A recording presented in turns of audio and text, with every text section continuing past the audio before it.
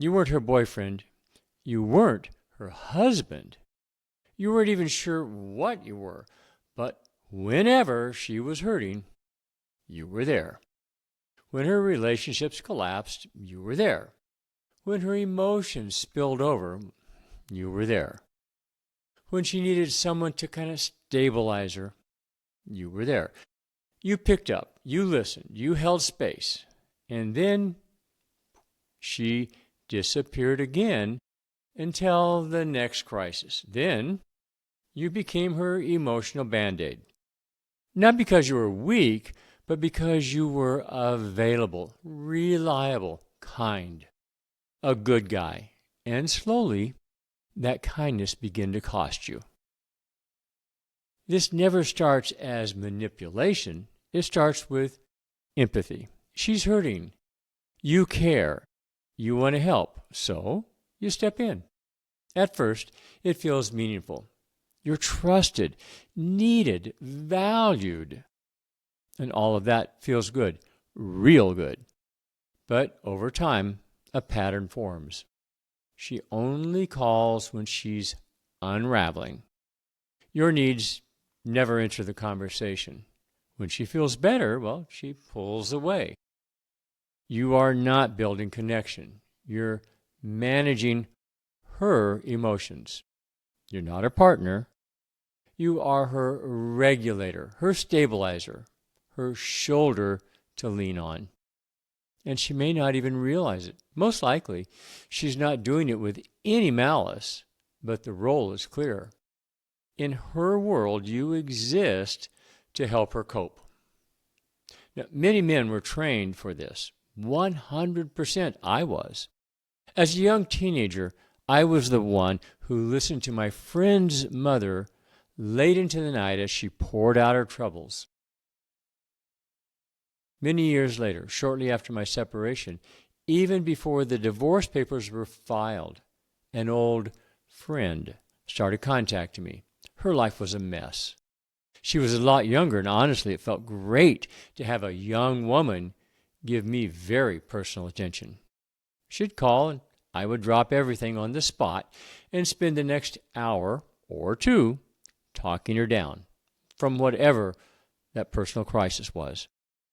This happened once or twice a month for a year, a long time. Gradually, I went through the process of seeing the situation for what it was, then built up the courage to pull away.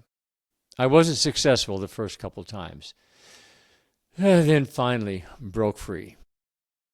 Am I proud or am I embarrassed of my actions? Well, both. Let's look at why.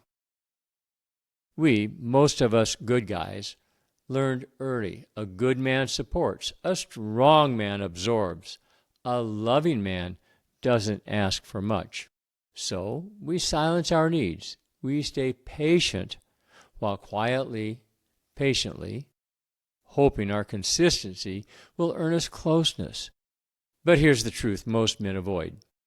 Being her emotional safe place does not make you her man. It makes you her relief valve. The reality is she simply doesn't want to sit with her pain alone. But she doesn't want to commit either. And you stay. Not because it still feels good, but because walking away feels like failure. It isn't. It's clarity. This role drains you quietly. Every late night call, every dropped plan, every unreciprocated emotional dump, you stop building your life. Stop protecting your peace. Stop pursuing other women who would actually choose you. Your identity shrinks to being useful, and resentment begins to grow.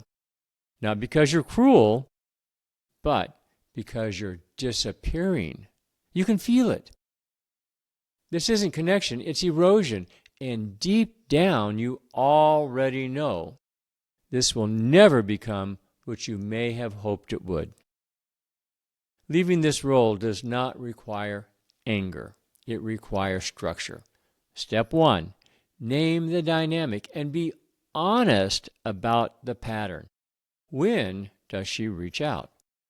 What does she really need? Now be brutally honest. How do you feel afterward? Don't expect everything to be one clear way. I always felt a little hope. There was more to come. I always knew that wouldn't ever happen. And knowing that made me sad. Then later annoyed and eventually angry. Clarity brings denial. As my emotions began to shift in reverse, I became more annoyed at seeing her name on the phone when it rang, and less hope at the end of the call. Eventually, when I was honest about the changes of what I felt, I also became increasingly clear. It was a clarity, then honesty, which led to more clarity, and then to more honesty. Step 2. What to do? Well, interrupt the cycle. Stop responding to crisis texts. Do not offer endless emotional processing. If possible, don't explain. You simply change behavior. Step 3. Reclaim your frame. Redirect your time and energy into your health, your work, your friendships, your purpose. Your presence is not an unlimited resource. Step 4. Choose reciprocity. Healthy connection includes mutual interest, shared effort, emotional balance. Anything else is a drain. If we examine it, it's basically a clear statement of disrespect because she does not respect you. Don't listen to what she says. Listen to what she does.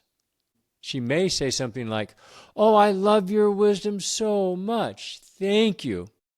Her actions are, she disappears until the next time she needs you. When you step out of this role, some things return. Your time, your clarity, your self-respect.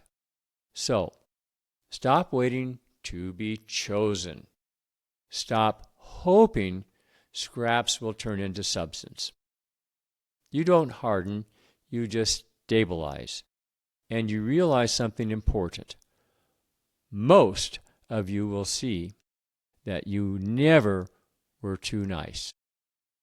Maybe a little, but basically it wasn't you. The truth is, you were simply misused. Now, you choose differently. You were not and are not meant to be emotional backup. You were meant to live in reciprocity or be left alone in peace. You don't owe anyone your exhaustion. You don't need to rescue anyone to be worthy, because you are still standing, still clear, and still sovereign.